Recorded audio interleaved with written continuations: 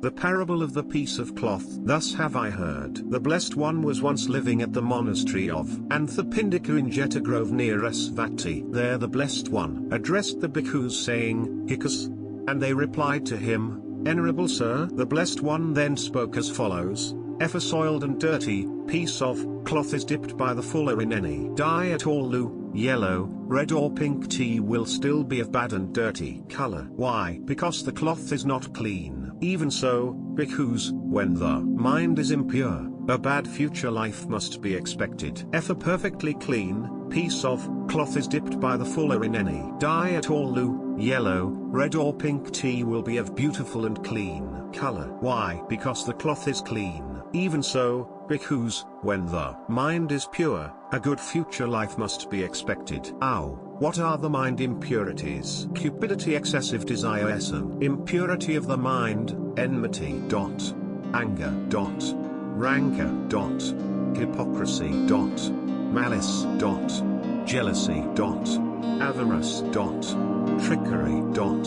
deceit, obduracy, haughtiness, pride, arrogance, inflation, indolence is an impurity of the mind. Hiccups, that bhikkhu, who recognizes cupidity, excessive desire, impurity of the mind, abandons it, who recognizes enmity, anger, rancor, hypocrisy, malice, jealousy, avarice, trickery, deceit, obduracy, haughtiness, pride, arrogance, inflation, indolence as an impurity of the mind, abandons it. Hiccups, when that bhikkhu has abandoned cupidity, excessive desire, recognizing it as an impurity of the mind, when he has abandoned enmity, anger, rancor, hypocrisy, malice,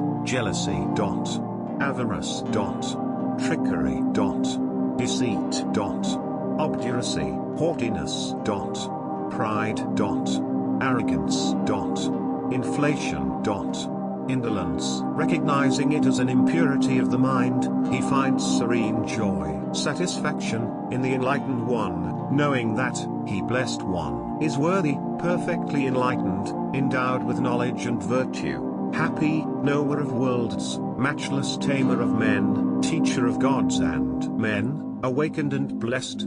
He finds serene joy, satisfaction, in the Dhamma, knowing that, he Dhamma is excellently expounded by the Blessed One, it can be realized here in this life, it produces immediate results, it invites people to come and see, investigate, it leads to the goal, Nibbana, it has to be comprehended by the wise, each for himself.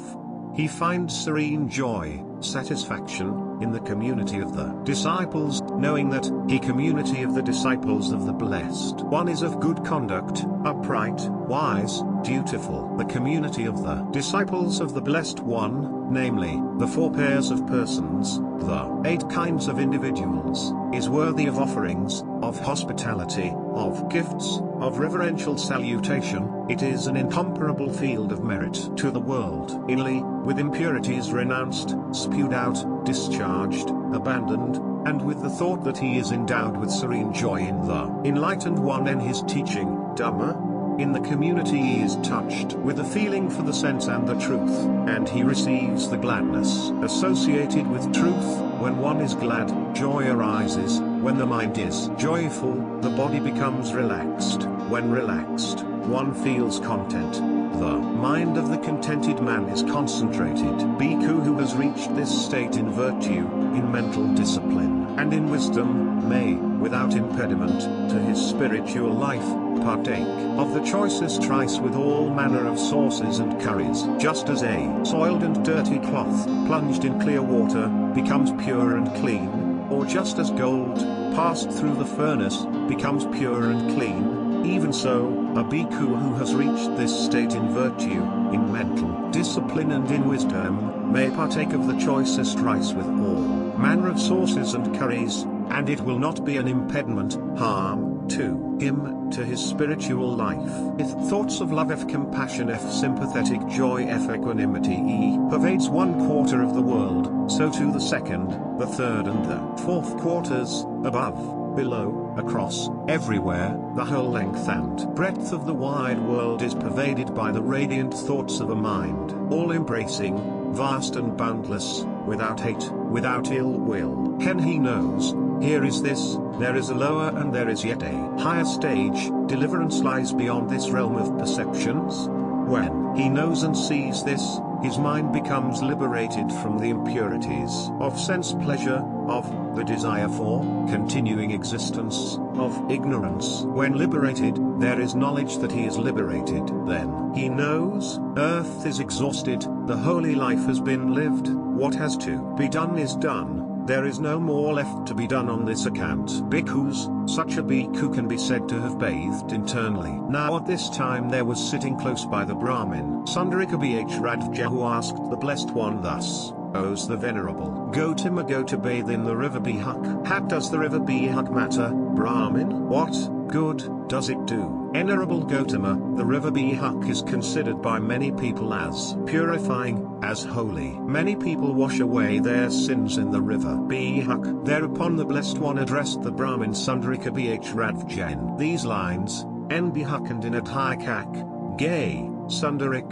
Srasat, Paga, Bihumat, here the fool of black deeds may daily plunge, yet is never purified. What can Sundarik, Paga or Bihumat do? They cleanse not the man guilty of hate and evil. For him who is pure in mind, any day is auspicious, any day is hallowed, cleansed, pure in deeds. He always fulfills observances. So, Brahmin, come and bathe here. Love all that lives. If you neither lie, nor slay, nor steal, are no greedy miser but live in trust, what use going to gay? Your well at home is gay. At this the Brahmin Sundarika Bhradvaja said to the Blessed One, "Excellent, Venerable Gotama, excellent." It is just as if one should set upright what had been turned upside down, or reveal what had been hidden away, or show the way to a man gone astray, or bring a lamp into darkness so that those with eyes might see things there. In this manner, in many ways the Dhamma is expounded by the Venerable Gotama. I take refuge in the Venerable Gotama,